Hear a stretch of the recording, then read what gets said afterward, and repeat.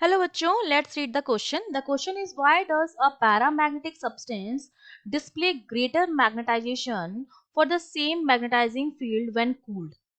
How does a diamagnetic substance respond to similar temperature changes? तो देखो temperature change क्या हो रहा है, हम कूल कर रहे हैं, मतलब टेम्परेचर को हम क्या कर रहे हैं, डिक्रीज कर रहे हैं।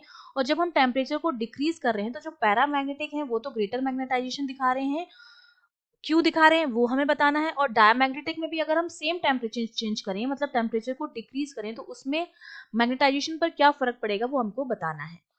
तो देखिए इस क्वेश्चन को सॉल्व करने के लिए हमारा जो की कॉन्सेप्ट रहेगा, अगर मैं दोनों में डिफरेंस की बात करूं, एक मेरे पास होता है पैरामैग्नेटिक, और पैरामैग्नेटिक जो होते हैं वो क्या करते हैं, तीन तरह के हमारे पास सब्सटेंस होते हैं। एक होता है फेरो, ठीक है, और एक पैरा, और एक आपके पास होता है डाया, ठीक है। अब जो फेरोमैग्नेटिक होते हैं वो तो काफी ज्यादा स्ट्रांगली अट्रैक्टेड होते हैं towards a magnet, strongly attracted, ठीक है। फिर आते हैं पैरा, जो थोड़ा सा वीकली अट्रैक्टेड होते हैं टूवर्ड्स द मैग्नेट।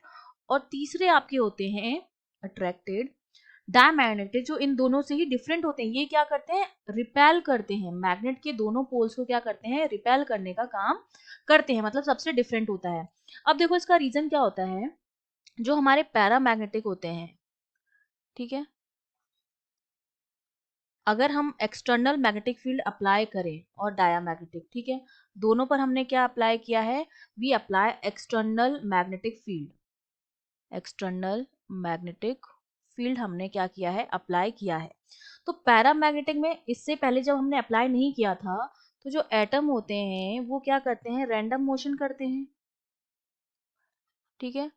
और जब हम इसको मैग्नेटिक फील्ड अप्लाई करते हैं तो ये सारे एटम जो होते हैं वो अपने आप को अलाइन कर लेते हैं in the direction of magnetic field, ठीक है, in the direction of magnetic field. तो इसकी वजह से क्या होता है, इनका कुछ परमानेंट, कुछ डिफाइनाइट मैग्नेटिक डायपोल मूवमेंट होता है, ठीक है, डिफाइनाइट डायपोल मूवमेंट होता है, ठीक है, क्योंकि उन्होंने उनकी डायरेक्शन में ही क्या कर लिया, अपने आप को अलाइन कर लिया है।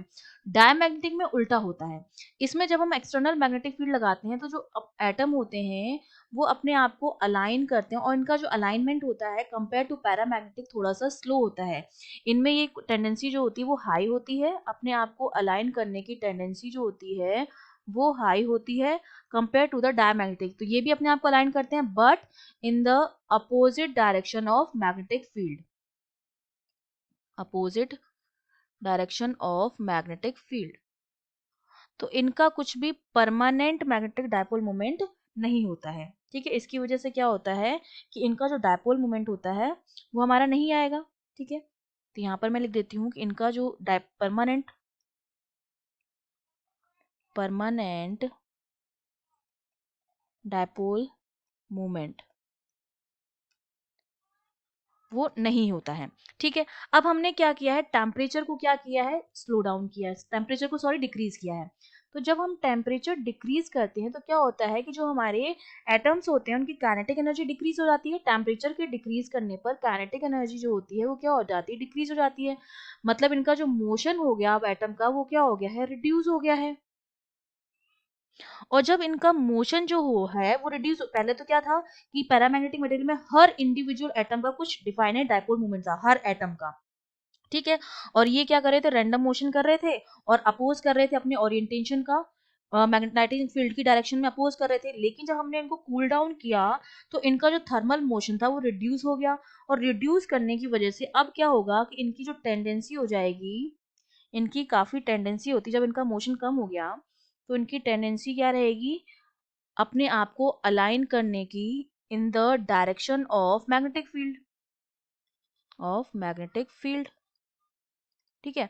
पहले क्या था, मोशन फास्ट था, रैंडम मोशन था, तो वो अपने आप को अपोजिट डायरेक्शन में भी अलाइन कर रहे थे जो मैग्नेटाइजिंग फील्ड था। लेकिन जब टेम्परेचर कम किया तो उनका मोशन रिड्यूस हुआ। जब मोशन रिड्यूस हुआ तब ये क्या करेंगे, अब किसी तरह का रैंडम मोशन नहीं हो रहा होगा, ना फास्ट मोशन हो रहा होगा, तो इनकी टेंडेंसी रहेगी अपने आप को अलाइन करने की in the direction of magnetic field, जिसकी वजह से इनका मैग्नेटाइजेशन जो हो जाएगा वो क्या हो जाएगा, बढ़ जाएगा। जिसकी वजह से इनका जो मैग्नेटाइजेशन होता है वो क्या हो जाता है, बढ़ जाता है, ठीक है। तो ये तो हो गया पैरामैग्नेटिक के बारे में। अब हम बात करेंगे डायमैग्नेटिक के बारे में। तो मैंने कहा कि जो डायमैग्नेटिक सब्सटेंस होते हैं उनका कोई परमानेंट डायपोल मोमेंट नहीं होता है। तो जब परमानेंट डायपोल मोमेंट नहीं है तो बेसिकली इन पर permanent dipole moment is not there. तो इसकी वजह से क्या होगा, इन पर टेम्परेचर का कोई भी इफेक्ट नहीं पड़ता, नो इफेक्ट ऑफ टेम्परेचर। ठीक है, तो हम चाहे टेम्परेचर को कम करें या ज्यादा करें, प्रैक्टिकली इन पर किसी तरह का कोई इफेक्ट नहीं पड़ता है। तो ये हमारा हो गया सेकेंड पार्ट का answer. I hope you understood well. All the best.